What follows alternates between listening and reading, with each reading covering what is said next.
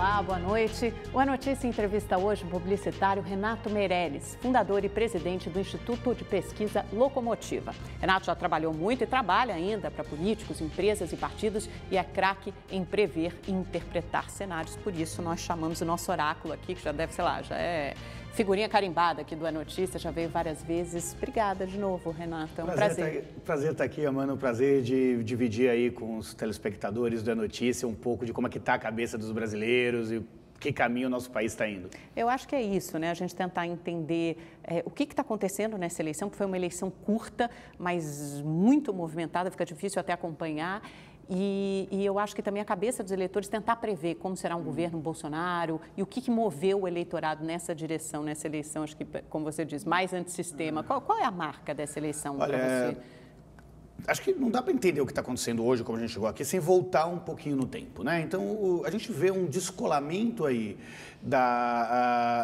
dos representantes com os representados, ou seja, do cidadão e do eleitor com a classe política, que teve talvez a sua maior expressão, a primeira grande expressão, em 2013, nas jornadas de junho de 2013.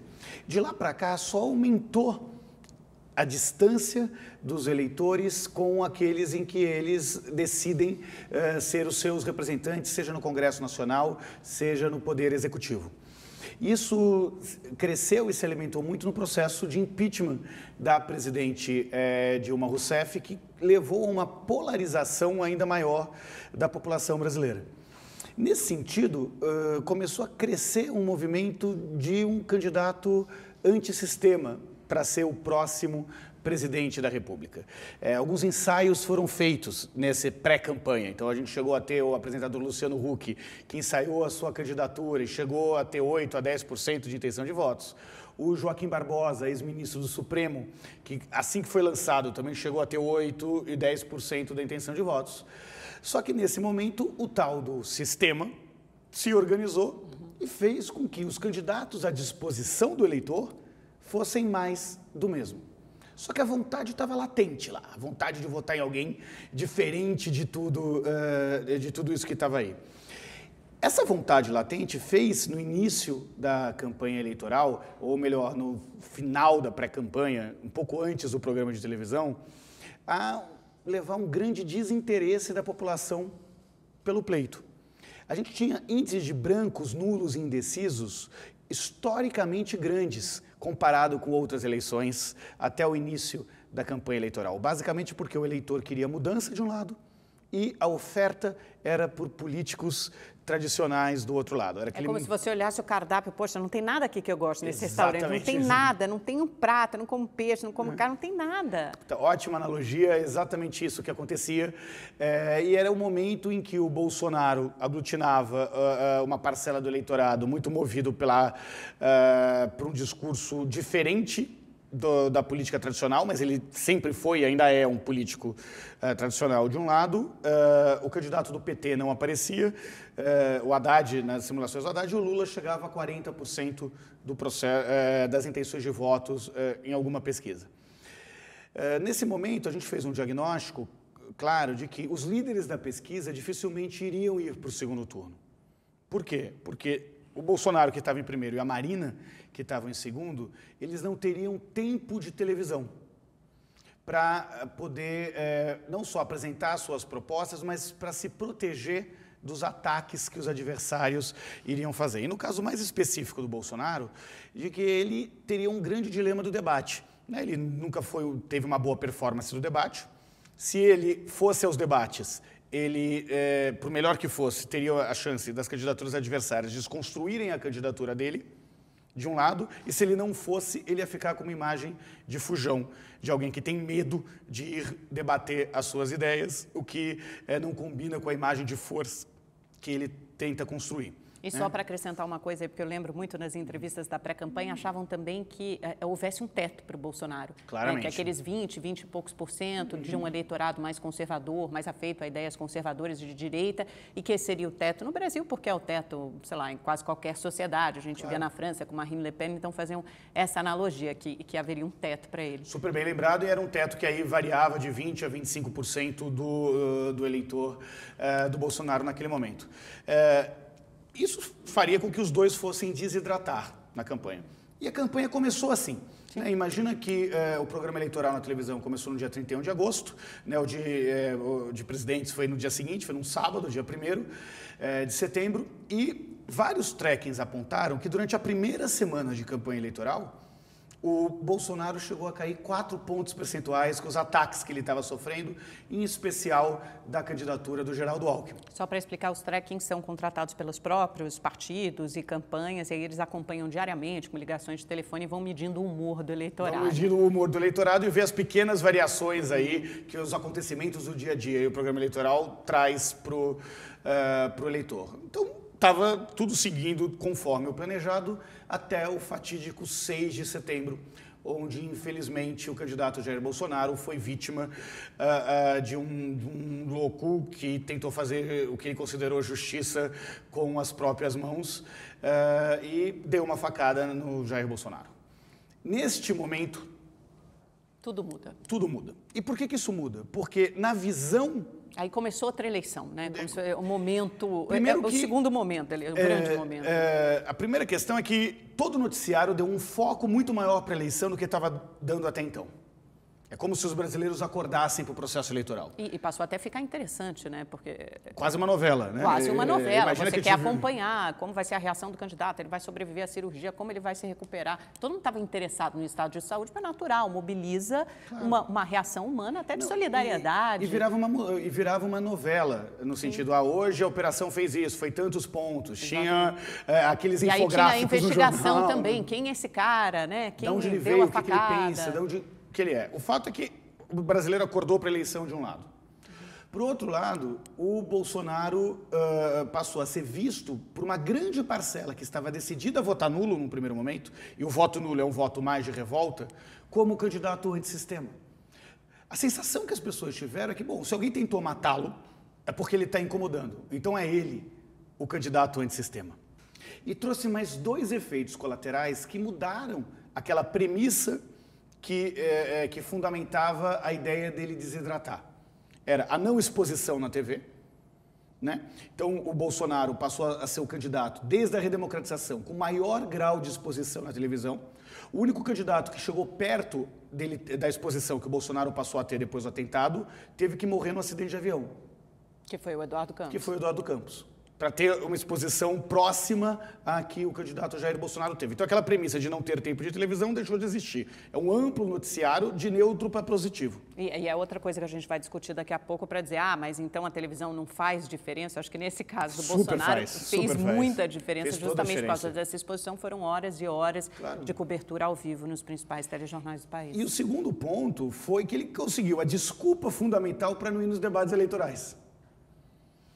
Se o nosso telespectador prestar atenção, nós estamos há uma semana da eleição e nós não tivemos nenhum debate eleitoral, e provavelmente não teremos, do Haddad com o Bolsonaro. Não só isso, mas não houve nenhum encontro, não teve encontro nem em dos forma dois. de sabatina, nem os dois não se encontraram fisicamente durante essa campanha, porque quando o Bolsonaro levou a facada, na semana seguinte é que o Haddad assumiu a condição de candidato do PT, porque aí foi o registro foi negado, tinha sido negado, logo em seguida o Haddad assumiu a condição de candidato do PT, ou seja, os dois não tiveram ao mesmo tempo juntos na campanha no primeiro turno e agora no segundo. E aí o brasileiro está sendo obrigado a escolher sem ver o debate, sem ter a chance do contraditório, né? Comparando exatamente as propostas, a postura e a visão de mundo que cada um desses candidatos tem. Então, isso fez com que o teto do Bolsonaro subisse, num primeiro momento, que se alimentasse uma visão antissistêmica e com que ele fosse o candidato do segundo turno. Só para o nosso telespectador lembrar, a Marina chegou a ter mais de 35 pontos percentuais depois do acidente do Eduardo Campos. Do Eduardo Campos. A Marina, que era vice. Ela ficou em primeiro lugar, né? Ela chegou a ficar no primeiro lugar, disputando com a Dilma a questão do primeiro lugar. Por quê? Porque era um mito. O mito de alguém que era vice, que morreu numa tragédia, como o ex-governador Eduardo Campos, né? E ela foi, aos poucos, sendo trazida para a realpolitik. E ela foi desconstruída, né? Porque acho que um outro ponto que talvez a gente tenha esquecido de mencionar é que durante a facada do Bolsonaro, não só ele teve muito mais tempo de exposição da TV, mas houve também meio como se fosse uma lua de mel, um período sabático, que outras campanhas não o atacaram. Então, ele deixou de ser atacado durante mais ou menos 10 dias. O PSDB já tinha começado os ataques ao Bolsonaro e a campanha tirou algumas peças publicitárias do ar, porque acharam, obviamente, que era um momento doloroso e indevido para fazer aquele tipo de menção. Aconteceu exatamente isso com um agravante. Alguém que está no hospital vítima de um atentado é um mito. Agora virou mesmo mito. Virou mesmo mito. Já era mito para algumas pessoas. A Marina, ela tinha um mito da Marina que ela carregava com ela e de ser a vice do Eduardo, mas ela entrou para a realpolitik, ela foi para os debates, ela deu a chance da sociedade brasileira e dos adversários a questioná-la. E eu acho que a Marina talvez seja o avesso do Bolsonaro nesse sentido, porque ela é uma figura com imagem fraca, frágil, vulnerável, e o Bolsonaro, no imaginário popular, é o homem firme, forte, mesmo depois da facada, né? Que expressa uma autoridade. E ele não teve a chance de ter essa autoridade de algum jeito questionado. Então, prevaleceu o mito aí nesse primeiro turno. Além disso, com uma série de outras questões da campanha aí que fizeram com que, pela primeira vez na história recente do Brasil, a pauta da economia, das coisas do cotidiano, não ganhassem a relevância que ganhou em outros processos eleitorais. Qual foi a principal pauta da eleição? Quem pautou? O que pautou? Olha, se a gente for lembrar o que se falava efetivamente nas entrevistas, nas campanhas da internet, na crítica, inclusive, que foi feita ao Bolsonaro, era uma pauta baseada nos costumes. Costumes, para o nosso telespectador, até claro, são valores relacionados à família, à união civil de pessoas do mesmo sexo, à capacidade das pessoas poderem ou não poderem andar armadas. São pautas que, em momentos de crise econômica, sempre ganham uma relevância muito maior dos eleitores. Por quê?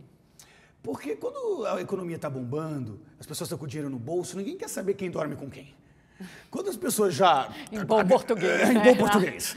Assim, o que acontece? Quando a crise começa a apertar, as pessoas tentam voltar àqueles valores mais arraigados e naturalizados na sua formação.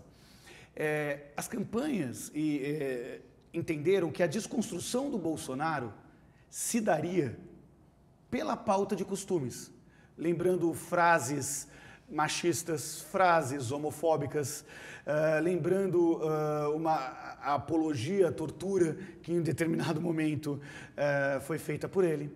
Era sempre aquele cara que falava o politicamente incorreto. Mas isso não é mal visto pela sociedade brasileira? Alguém que faça apologia da tortura? Por que isso não foi capaz de desgastar a sua imagem? Porque a sociedade brasileira ainda é conservadora do ponto de vista de costumes. Tudo que ela tem mais à esquerda do ponto de vista de visão de Estado, né, ela é mais conservadora do ponto de vista de costumes. Então, por mais que tenham tido avanços... Mas é uma moral seletiva? Porque ser corrupto é algo horrível na escala de valores. Agora, se alguém que gosta ou defende a ditadura ou torturadores, não é tão ruim quanto ser corrupto. Para a gente entender o que significa corrupção no imaginário do brasileiro e a força que ela ganhou no imaginário do brasileiro, a gente precisa lembrar que as pessoas acreditam que a corrupção foi a causa raiz da crise econômica. E não foi, né? E não foi. Foram as decisões econômicas equivocadas. Erros na política econômica. Não que a corrupção não seja grave e mereça merece o repúdio, investigação, punição. Completo da população. Nos termos legais. Nos termos legais. Mas a população acha que todo político é ladrão. E que a corrupção é a causa raiz da crise econômica. Portanto, e que ela está sem emprego porque os políticos estão roubando. Então, tudo aquilo que representava a política tradicional passou a ser negado pela população brasileira. Só que muitos dos marqueteiros, dos coordenadores de campanha e muito de uma classe média universitária que dá um valor ainda maior para temas, digamos assim, liberais relacionados aos costumes, acreditavam que essa seria a grande forma de desconstrução do candidato Jair Bolsonaro. Tanto que teve o movimento Ele Não, né, que é um outro momento importante da campanha, porque tem um efeito rebote. Quando as mulheres saem às ruas para criticar o Bolsonaro, aquilo tem um efeito... E na pesquisa seguinte ele sobe.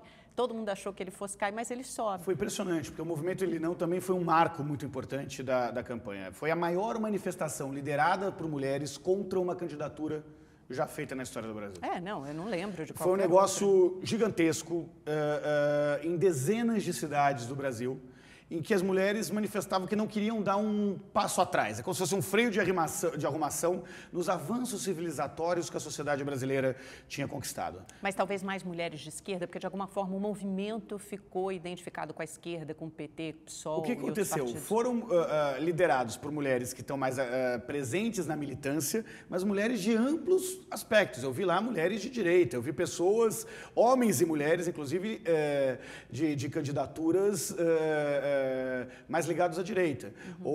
A Marina estava na passeata, a Cátia Abreu estava na passeata. Era um movimento muito mais amplo do que um movimento só da esquerda. Só que esse modelo de pauta foi lido através das fake news e das redes sociais como um grande movimento contra a tradicional família brasileira. E isso foi vendido, né? Porque as fake news que circularam depois disso, que também é um outro dado importante que tem um papel fundamental nessa eleição, foi absurdo, né? Nas igrejas evangélicas, imagens de mulheres peladas, com seios à mostra, e até de outras passeatas, né? Como se elas tivessem participado do movimento. Você teve dois modelos de fake news. Um modelo de fake news falando que eram o estereótipo do estereótipo do estereótipo do que eram as feministas que estavam liderando, e nem de perto era a média dos homens e mulheres que foram se manifestar, de um lado, e do outro lado falando que as imagens da quantidade de pessoas na rua eram uma imagem falsa. Então, a fake news fez com que a narrativa sobre o movimento Ele Não mudasse. Mas o mais importante não foi isso. É que isso se centrou numa pauta conservadora, que é a pauta de costumes. O debate se deu no território de costumes, onde é um território mais conservador. A pauta do Ele Não era conservadora, mas a pauta de costumes é a pauta onde 6 de cada 10 brasileiros tendem a ser mais à direita do que à esquerda. Eu me sinto um pouco, às vezes, em 64, não que eu fosse nascido em 64, mas remete, no meu imaginário, remete à marcha com a família por Deus e pela liberdade. Obviamente, não o movimento Ele Não, mas a reação ao movimento. Sem medo de errar, a referência é direta ao que foi a Marcha pela Família. Eu sempre confundo, eu também sei, com a família ou com Deus. Mas o que ficou claro é que não se fez os reais debates que o brasileiro médio gostaria de ser feito no debate eleitoral. Porque a gente não sabe qual é a proposta de reforma da Previdência, claramente, dos dois candidatos. Os programas são muito superficiais, né? Então a gente fica faltando mesmo. Não se deu a chance de se debater, de se questionar. Né? Você tinha, de algum jeito, o Bolsonaro só falando da pauta de costumes e o resto pergunte para o Paulo Guedes. E o que acontece? Se a pauta fosse uma pauta mais sobre a visão do Estado, seria a pauta que fez o PT ganhar as 4 últimas eleições presidenciais. Só que não foi. E não foi por uma questão estratégica das campanhas eleitorais. O PT, no primeiro turno, não atacou o Bolsonaro, ou não tentou desconstruir o Bolsonaro, porque no imaginário dos petistas, o Bolsonaro seria o melhor adversário a ser abatido no segundo turno. O que ele esqueceu é que, para o Bolsonaro, também o PT era o adversário mais fácil de ser abatido no segundo turno. Quando chegou na última semana de campanha, em que o Alckmin já estava naquela preocupação toda, e aí, estou perdendo votos, você começou a criar um movimento de voto útil para o Bolsonaro definir no primeiro turno, o Alckmin fez um movimento de não apenas desconstruir o Bolsonaro, mas de desconstruir o mas também de desconstruir o PT. E aí o antipetismo cresceu. Portanto, não dá para falar que a televisão não teve um papel fundamental na eleição. Sem a televisão, o Bolsonaro não ia ter a exposição que teve. Sem a televisão, o antipetismo não ia chegar no nível que chegou nessa discussão eleitoral. E sem a televisão, o candidato Fernando Haddad não ia, em uma semana, chegar aos 25 pontos percentuais que chegou assim que ele foi apontado como a candidatura do Partido dos Trabalhadores. Porque tem umas coisas que realmente colam, né? Por exemplo, a comparação do que pode virar o Brasil, a comparação com a Venezuela. Por exemplo, se o PT voltar ao poder, nós vamos virar uma Venezuela. Isso foi muito batido e martelado pela campanha do PSDB. Tem algumas imagens que ficam na cabeça. Agora, Renato, então você diria, mas a gente pode, claramente, embora a televisão ainda tenha tido um papel importante, que eu acho que é desconsiderado agora por muitos, mas essa talvez seja a primeira eleição que a gente possa chamar assim da era digital, porque o que a gente teve de informação por WhatsApp, mesmo o papel das fake news e agora mais recentemente com essa denúncia, a reportagem da Folha de São Paulo, que já ensejou o PT e o PDT a entrarem com ação no Tribunal Superior Eleitoral para investigar se há de fato abuso de poder econômico e político nesse suposto disparo de mensagens, né, que apoiadores Bolsonaro, empresários teriam comprado ali serviços de disparos de mensagens por WhatsApp, com campanhas contra o PT, né, nessa última semana, nessa reta final do segundo turno. O que você imagina, assim, o papel das fake news? Elas mudaram o rumo, elas mudaram o caminho da eleição? Isso é uma indústria? Imagino que tem um sinal de alerta aceso, claro. Vamos lá. Uma coisa é o fenômeno da fake news e outro o fenômeno de divulgação da fake news. Primeiro vamos entender o que é fake news. A fake news é a velha e bom boato que os candidatos a vereador soltavam no bairro, né? E a vizinha fofoqueira tratava de espalhar. Ia falando de um lado para o outro e tal lá. E por que cresce? Cresce porque é a reafirmação da própria vontade. É como se as pessoas conseguissem um instrumento que legitimasse a sua própria vontade. Então as pessoas estão menos interessadas em saber se aquilo é verdade ou não é verdade, do que em ter algo ou uma notícia que comprove aquela visão de mundo que ela tem, né? E com um candidato, fake news muitas vezes alimentados por candidatos que também não têm muito compromisso com que é verdade ou não, que mudam de opinião com uma facilidade muito grande. A gente viu isso nos Estados Unidos, o Trump fazia uma afirmação, uma semana depois falava, eu não disse nunca isso não é verdade. E aí veio o conceito da pós-verdade, né? Tudo é muito relativizado que está aí. A fake news cresceu também num território de total descrédito das instituições.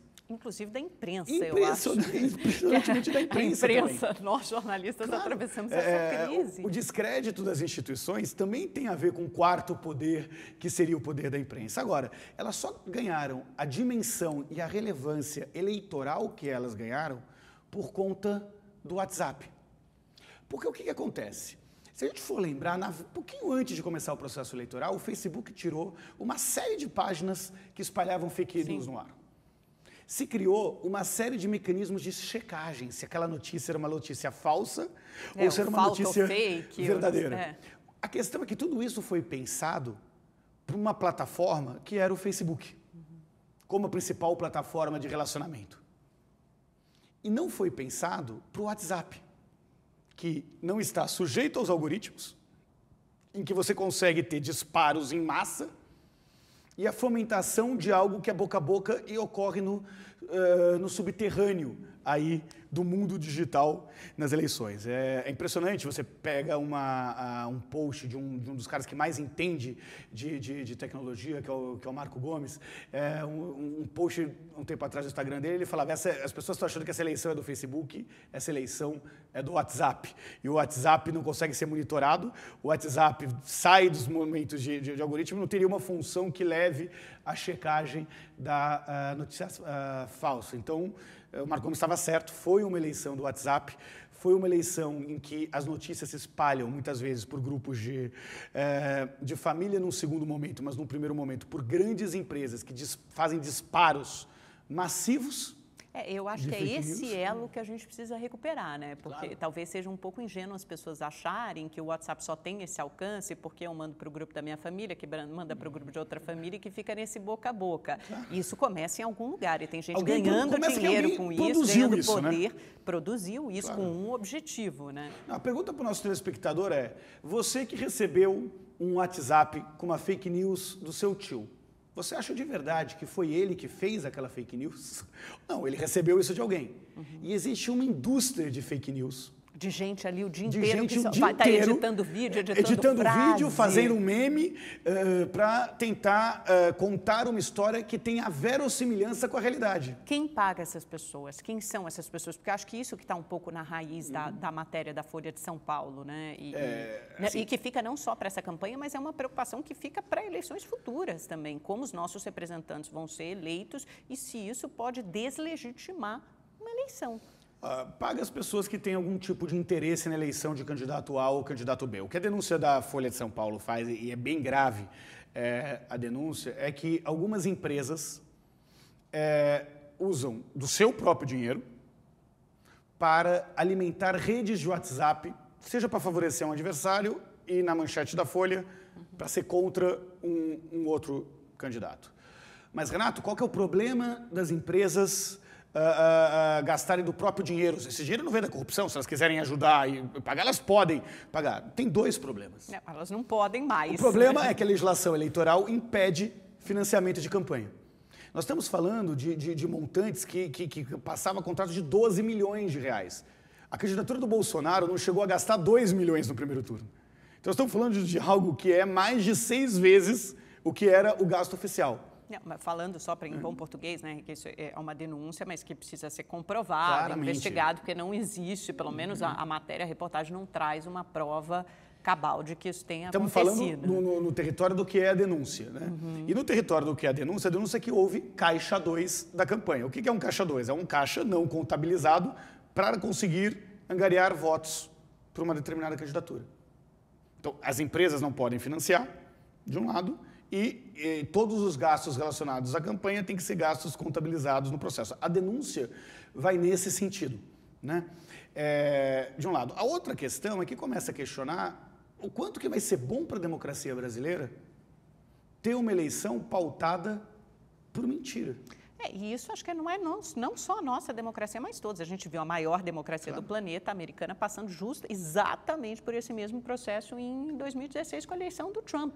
A gente viu o Facebook sendo usado para isso, a Cambridge Analytica ali fazendo também as suas malandragens, tentando deturpar o conteúdo e comprando ali pacotes de informação, quebrando o sigilo das pessoas, né? Não, e claramente mudando a mensagem de acordo com cada público. Só que por ali foi o Facebook, né? Lá foi o Facebook. WhatsApp, no Brasil veio com a ferramenta do WhatsApp das grandes empresas que ganham muito dinheiro através de listas de WhatsApp, que aliás caso a denúncia seja comprovada e caso a denúncia se mostre como verdadeira, é uma outra infração à legislação eleitoral, na medida em que ela diz claramente que você só pode fazer disparos de mala direta ou de uma comunicação individualizada para as pessoas que se cadastraram num determinado site ou se filiaram ao partido. Você não pode contratar bases de terceiros, né? Então você não pode pegar a base de uma empresa e disparar para todo mundo um WhatsApp para a base dessa empresa. E, de novo, não foi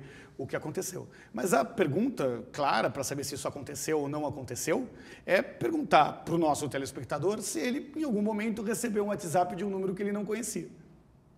Se ele recebeu um WhatsApp de um número que ele não conhecia, provavelmente ele foi vítima de um desses disparos em massa que ocorreram nesse processo eleitoral. Mas aí, quando esses disparos acontecem, normalmente são para uma pessoa, não para um grupo, é para uma pessoa... Acontece tanto para grupos que já estão formados, quanto de forma indiscriminada. Então, você pega lá, por exemplo, a base de pessoas que têm um telefone da operadora A. Alguém comprou aquela base de telefones e disparam para todo mundo.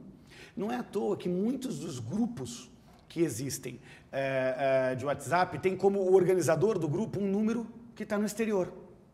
Que, aliás, é um outro bom exercício para o nosso telespectador fazer. Entre num grupo desses que discute política, que discute os temas, vai olhar lá o nome de quem organizou aquele grupo.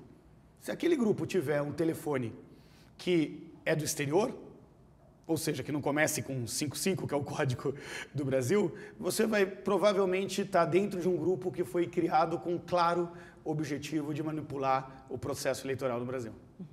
Porque lá eles conseguem disparar mensagens para mais gente. Eles conseguem não só disparar mensagem com mais gente, mas para manter um relacionamento mais próximo. Então eles alimentam, pegam isso, pegam o feedback se aquilo funcionou ou não funcionou, incentivam com que outras pessoas disparem. Né? E é igual a fofoca, né? O WhatsApp e a fake news. Você falou para um, você fala, não conta para ninguém. E já foi para outro, já foi para outro, já foi para outro. E, Renato, acho que tem 2 pontos que são importantes. O primeiro é que o Tribunal Superior Eleitoral passou ao largo de conseguir, pelo menos, defender o gol, né? Ele tomou de goleada. Houve uma tentativa, ainda sob a presidência do antigo presidente do TSE, o ministro Luiz Fux, de criar um grupo, uma comissão, ficar em contato até com estrangeiros que já tinham passado por eleições, já tinham enfrentado problemas semelhantes, mas o tribunal não conseguiu fazer rigorosamente nada para impedir a proliferação das fake news. Infelizmente, o Tribunal Superior Eleitoral, nessa eleição, não conseguiu fazer nada de um monte de coisas, né? Então, você tem um outro efeito E nem para contestar as notícias de fraude das urnas eletrônicas, assim, ele não conseguiu, né, questionar, dar uma resposta à convivência, à questão da urna eletrônica. Ele não conseguiu fazer com que aquela parcela da legislação eleitoral que obrigava que outras pessoas só poderiam participar 25% do programa eleitoral, né? Se a gente for lembrar, pela legislação eleitoral, o candidato deveria ocupar a maior parcela do tempo do programa eleitoral, e a gente viu que isso, de fato, não foi cumprido no processo eleitoral. Ele não conseguiu dar vazão às denúncias de fake news que foram tratadas. É como se, de algum jeito, a pressão na sociedade era tão grande que estava todo mundo cheio de dedos para fazer alguma coisa um pouco mais ou um pouco menos polêmicas. E a justiça tem que ser, antes de tudo, pautada por uma completa isenção e não ser pautada pela opinião pública. Como é que a gente pode combater fake news? Dá para imaginar como se possa combater? Porque claramente também só essa coisa de ficar checando e depois colocando nos veículos tradicionais não tem sido suficiente. Olha, o que eu vou falar pode parecer um absurdo de tão básico, mas o que nós temos que fazer é ter a verdade, o falar a verdade, como um valor fundamental da sociedade brasileira. Mas é porque você acredita em muitas daquelas notícias, você acha que você está falando a verdade. É verdade, mas você não tem o medo de estar falando a mentira. Se a gente for entender o que foi o processo de fortalecimento e consolidação dos direitos civis no Brasil. Você teve uma pressão da sociedade que passava a condenar o machismo. Uma pressão da sociedade que levou ao racismo ser crime previsto em lei. E você tinha pessoas que, mesmo machistas e mesmo racistas, não manifestavam mais essa sua opinião. Seja porque era crime, seja por uma pressão social que pudesse existir. E aí nós tivemos jornalistas, apresentadores de TV, atores famosos de novela, que foram demitidos por conta de posicionamentos, sejam racistas ou sejam machistas. Neste momento em que a pauta era só essa. O falar a verdade e o não transmitir e passar mentira tem que ter um valor igual na sociedade brasileira. Só que isso perdeu força, tamanho a raiva e a vontade de mudar tudo isso que está aí, que chegou na sociedade brasileira. E num ambiente extremamente polarizado, eu acho que talvez o rigor de saber se aquilo que foi dito, ou escrito, ou passado é verdade ou não, se torna uma coisa secundária, né? Porque se aquilo transmite ou reforça um valor, uma crença que você já tem, então merece ser repassado. Então é interessante, tem uma coisa que é muito do sentimento, da emoção mesmo. É tão visceral, é tão da emoção e é tão a busca de tentar achar algum culpado por algumas coisas que as pessoas estão mais preocupadas em fazer valer aquela sua opinião. É mais ou menos aquela discussão, aquele momento de discussão que você está com muita raiva de alguém e você não pensa direito como falar. É como está o eleitor brasileiro nesse processo eleitoral. Se a gente for ser frio e racional e considerando que é tudo verdade, as críticas que um candidato faz do outro. Porque isso vem dos dois lados, né? Assim, vamos reforçar que fake news vem tanto de um candidato vem de um lado como quanto de vem do outro. Mas vamos fazer um exercício hipotético aqui. Vamos considerar que tudo aquilo que falam do PT é realmente verdade e que o Haddad é igual ao PT. Estou assumindo isso como verdade. E vamos assumir também como verdade que tudo aquilo que falam do Bolsonaro é verdade, né? Sendo essas duas verdades, o eleitor teria que escolher entre Dois monstros. Duas pessoas. O eleitor teria que escolher entre que valor é mais caro para a sociedade. Eu prefiro ter um corrupto ou alguém conivente com a corrupção, ou eu prefiro ter alguém conivente com a tortura e que não acredita que houve ditadura militar no Brasil? Fundamentalmente é essa a escolha.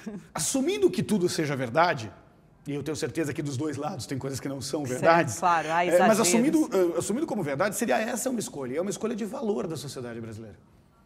Então, eu acho que por isso remete à minha pergunta inicial, né? Que muitas vezes é uma moral seletiva. Qual valor, na escala de valores, o que está acima, qual valor é mais caro para a sociedade, o que a sociedade quer e demanda agora. Eu concordo, é uma questão de valores, mas também é uma outra questão. É a questão de ser movido pela raiva e pelo ódio. Porque se a gente for trazer, por exemplo, se o debate eleitoral pudesse ter ido para a situação de visão de Estado, ia ficar muito claro que as posições que o Bolsonaro tomou não são majoritárias na sociedade brasileira. O mesmo Bolsonaro, que é o candidato antissistema, que hoje defende o 13º para o Bolsa Família, deu inúmeras declarações contrárias ao Bolsa Família. É fácil de ver na internet. Quantas vezes o Bolsonaro falou que era vagabundo quem recebia o Bolsa Família, que as mulheres engravidavam no Nordeste só para receber uma grana a mais do Bolsa Família. Tem vídeos que mostram ações dele falando, olha, tá vendo, essa daqui tá grávida, isso daqui vai ser a televisão, isso daqui vai ser não sei o quê. Com uma série de uma visão estereotipada e muitas vezes preconceituosas com relação aos milhões de beneficiários do Bolsa Família que precisam daquele dinheiro para manter o seu filho na escola. Acho que muita gente, de qualquer forma, embora não ignore essas declarações, está dando a ele um voto de confiança para saber se ele mudou. Né? É verdade, mas tem coisa mais da velha política do que mudar de opinião na véspera da eleição? Nada é mais da velha política do que, olha, eu estava até ontem dizendo uma coisa e agora eu estou dizendo outra. Isso não é bem assim. Isso não é bem contra.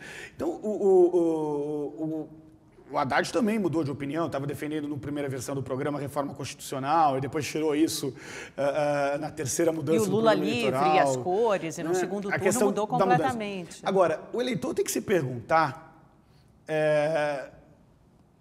claramente se dá ou não dá para confiar. O que a gente tem visto nas nossas pesquisas qualitativas é que o eleitor está majoritariamente trocando o certo pelo duvidoso. O certo do que aconteceu até agora, que é representado pelo PT, que é representado pelo PT, o país que é durante um candidato do sistema, contra um duvidoso que é vamos ver o que vai acontecer. E o PT não está sendo competente o suficiente para conseguir mostrar que o novo foi deputado há 27 anos. Que o novo pode não ser tão novo assim. E que o duvidoso pode ser melhor, mas também pode ser pior do que o que temos. Isso já aconteceu na última eleição presidencial. A Dilma ganhou uma eleição contra o Aécio Neves em que ela começou com o eleitor com 71% querendo mudança. Ela, sendo a candidata da situação, ganhou uma eleição em que 71% queria mudança. E o Aécio perdeu uma eleição em que 71% queria mudança. Tem que se esforçar muito para perder uma eleição que todo mundo quer mudança desse jeito. Isso era tão sério que a chapa era Muda Mais. Né? Eu nunca vi uma candidatura da situação em que tinha mudança no nome. Mas ela tinha uma razão para acreditar, que era o FIES, o Sem Fiador, o ProUni e o Minha Casa Minha Vida. E o Aécio não apresentava uma solução de futuro. E toda a campanha foi uma campanha para levar o tema da discussão política para o tema de visão de Estado.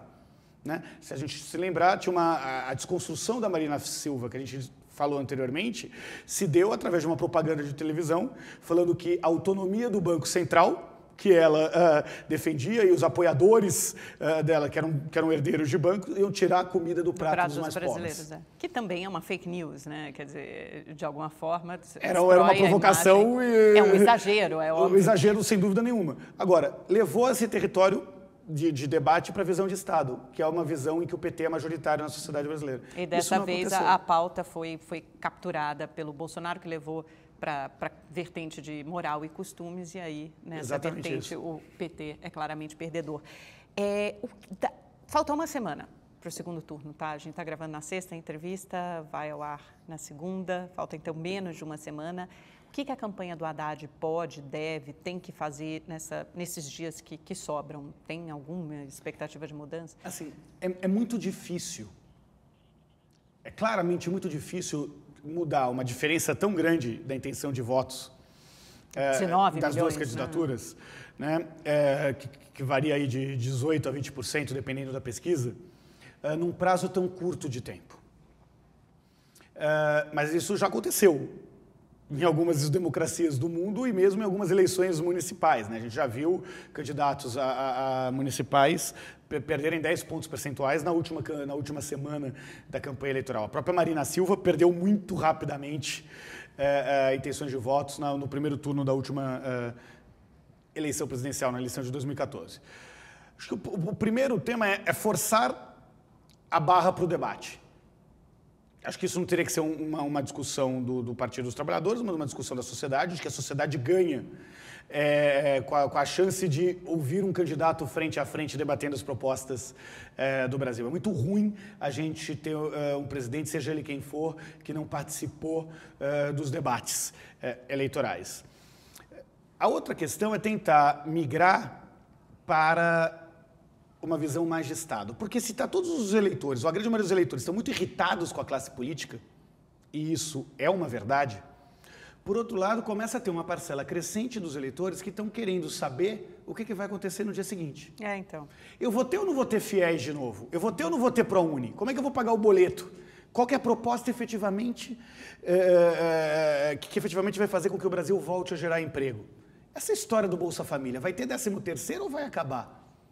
O eleitor quer ter a chance de discutir esses temas e chamar essa discussão que muitas vezes, essa discussão política que muitas vezes tem mais a ver com o dia a dia dos brasileiros do que com os debates de Brasília, teria que ser um desafio para o Fernando Haddad. Eu vou dar um exemplo. Foi proposto pelo candidato Jair Bolsonaro o IAD, o ensino à distância para o ensino fundamental. Eles tentaram fazer isso na campanha agora, né? Dizendo que isso vai tirar merenda, professora... E objetivamente, você tem um impacto disso nas milhões de crianças que podem deixar de ter merenda. E ao não ter merenda, é um custo maior para a dona de casa. Homens e mulheres que não têm onde deixar o filho se não tiver uma escola física. E eu não estou nem falando do uniforme escolar. Isso pode parecer um detalhe, pode ser uma besteira, mas se a gente for lembrar algumas eleições atrás para a Prefeitura de São Paulo, o Russomano, ao propor um projeto diferente de tarifação do transporte público municipal, onde quem mora mais longe pagaria mais do que quem mora mais... Foi desconstruído. Foi desconstruído por conta disso. Agora, não adianta só falar, é o tipo de estética que tem que trazer esse debate. É que eu acho que tem um sentimento que a gente também talvez tenha tocado um pouco nessa entrevista, que é do antipetismo, né? Isso também, além do antissistema, o antipetismo ficou muito arraigado. Renato, vou pedir licença um minutinho, a gente vai para o intervalo rapidinho, depois a gente volta para falar sobre o day after, né? Sobre um eventual governo Bolsonaro, que parece o cenário mais provável. Então a gente volta rapidinho, não sai daí. Estamos apresentando É Notícia. Estamos de volta com o publicitário pesquisador Renato Meireles, do Instituto Locomotiva. Renato, governo Bolsonaro, o que você espera aí para o day after? Olha, o Brasil vai continuar saindo de um processo eleitoral dividido entre uma parcela que não queria nenhum dos dois, a parcela que escolheu um candidato e a parcela que escolheu outro candidato, em que a maioria da população não vai conseguir dar um voto de confiança para os brasileiros, porque ele pode ter até a maioria dos votos válidos. Do total de votos vai ter, na melhor das hipóteses, aí metade da Mas também é um cenário melhor do que eu acho que a gente conversou aqui no comecinho do ano. Eu acho que é um cenário melhor do que você esperava, né? Porque você imaginou que é dividido em três. O vencedor sairia com menos votação, assim, uma importância menor do sufrágio popular. Mas ele parece que tem uma maioria bem robusta. Ele sai com voto de confiança de metade da população brasileira e de total desconfiança da outra metade. E isso fica claro pelo tamanho da rejeição de todas as candidaturas, né? Se bem que ele tem conseguido diminuir essa rejeição. Ele diminui um pouco a rejeição, mas você ainda tem 40% que o rejeitam completamente. Hoje, 73% dos eleitores, Amanda, votam por exclusão e não por afinidade. 73%. Está claro que a eleição é pelo menos pior.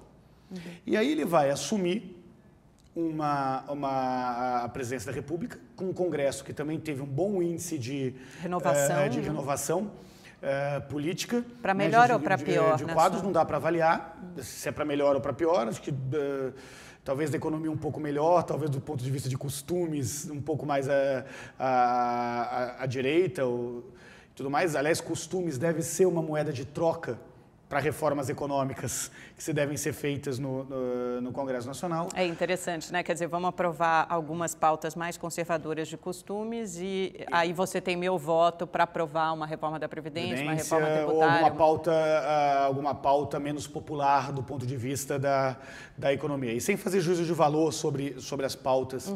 Não, então é só uma interpretação mesmo do cenário. Que foi o que aconteceu no governo Temer, uma tentativa que aconteceu também no O Eduardo Cunha encabeçou ele já encaminhou muito esse movimento, né, da bancada evangélica, ruralista e da Bíblia, boi, bala e Bíblia, isso fortaleceu bastante. Não, a expressão é exatamente essa e conseguir aprovar algumas reformas na economia através de um retrocesso em algumas pautas relacionadas a costumes e relacionados a direitos civis.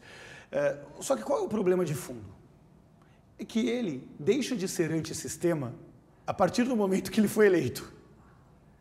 E aquela vontade que as pessoas estavam até então de mudar vai virar uma cobrança para algo efetivo na vida dela. E se ele não for capaz de entregar isso, nós vamos ter um descontentamento gigantesco da população brasileira. Vamos lembrar que o Temer conseguiu terminar o mandato sendo pior avaliado do que a Dilma estava na véspera do impeachment. Mas aí é um cenário completamente diferente, né? O Temer não foi eleito diretamente pela população. A população votou na Dilma e o Temer veio a reboque. Mas é porque o Temer não queria aquelas pessoas.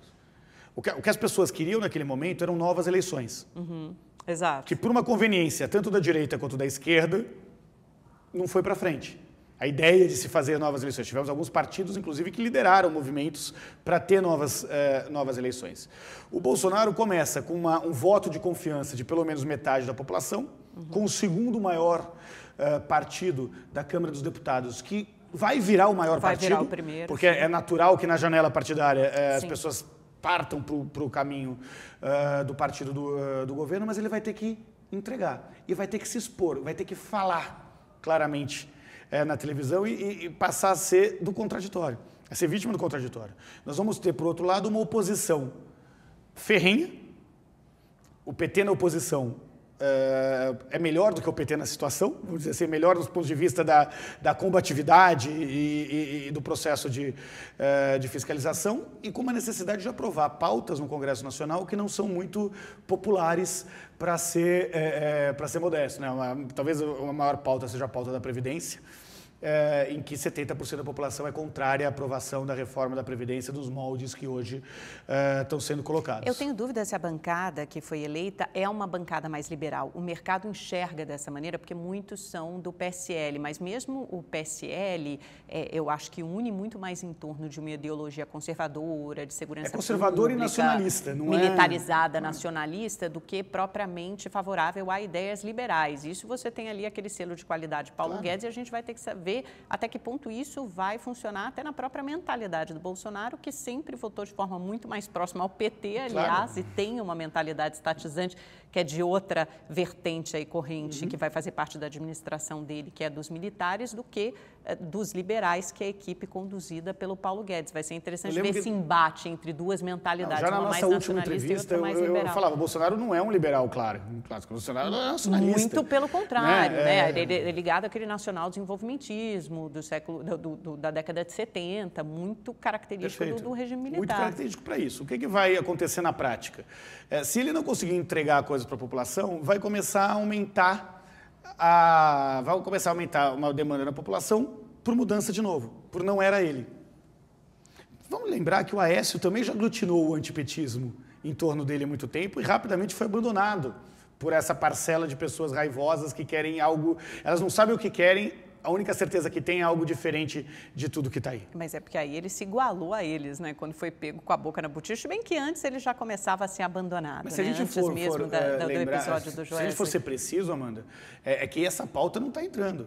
Mas você tem uso de verba de funcionários de gabinete que sendo pagos para alimentar o cachorro na casa do Bolsonaro em Angra. Isso não foi bem explorado. Que não foi bem explorado. Você tem um crescimento do adversárias. patrimônio dos filhos do Bolsonaro que também não foram bem explicados. Você tem o fato de ele ter recebido auxílio moradia sendo dono de casa. Então, na real, isso não entrou na pauta.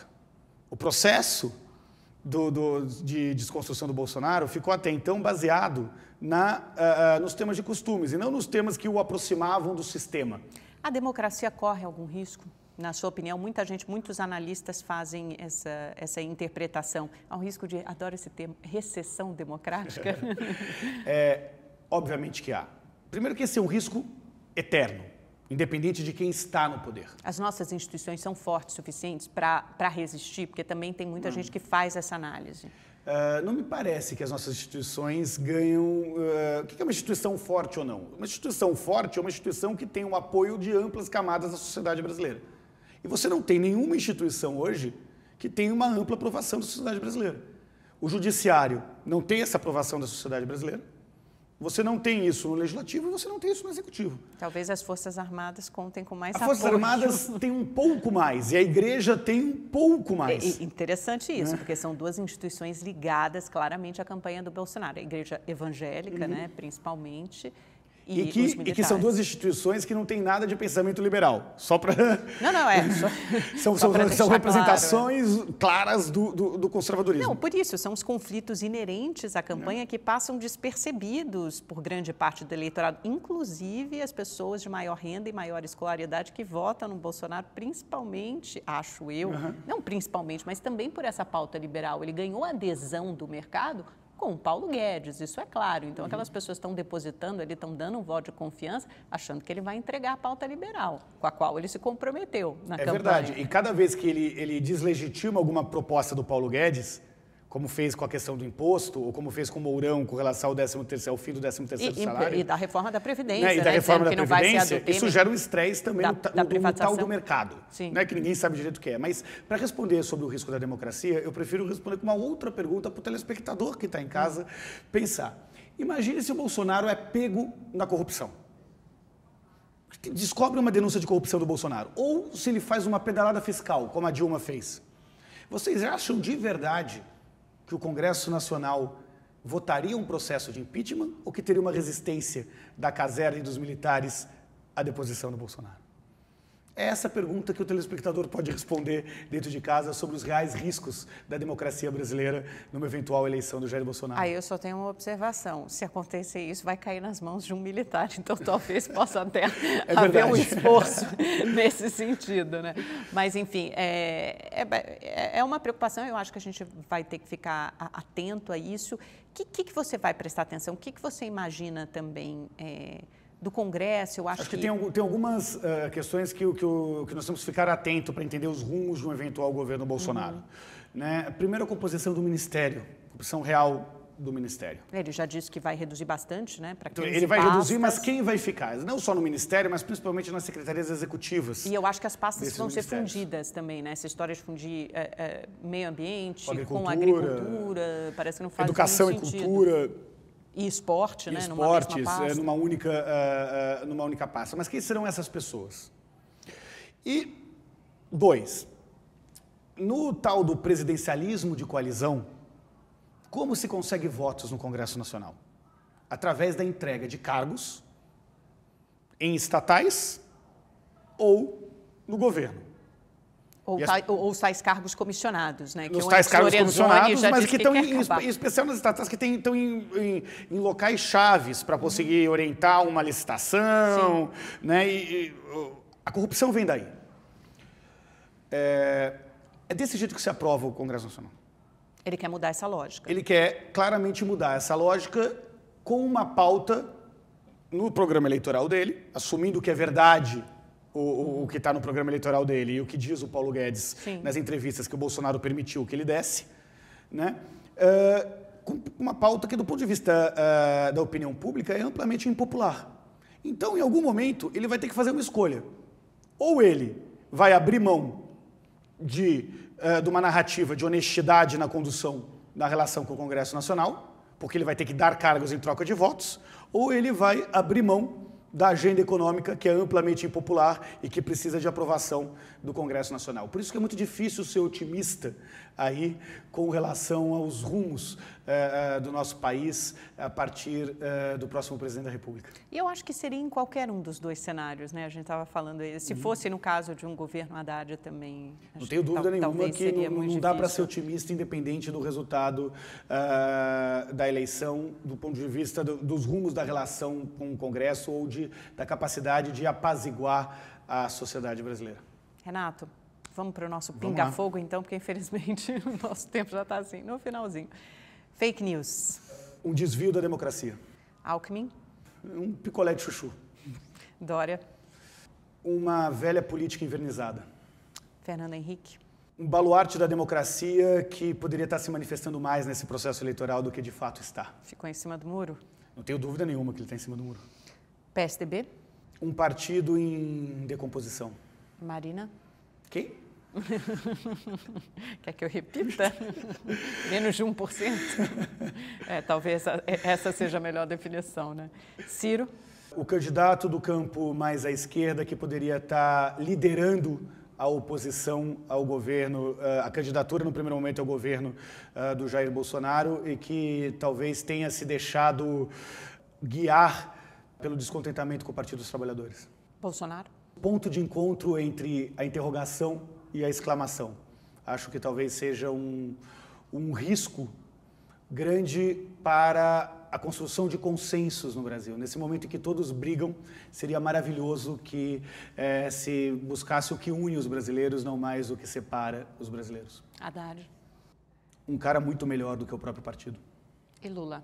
O Lula é a grande referência de uma parcela enorme da população brasileira, mas que não soube construir um sucessor para suas ideias.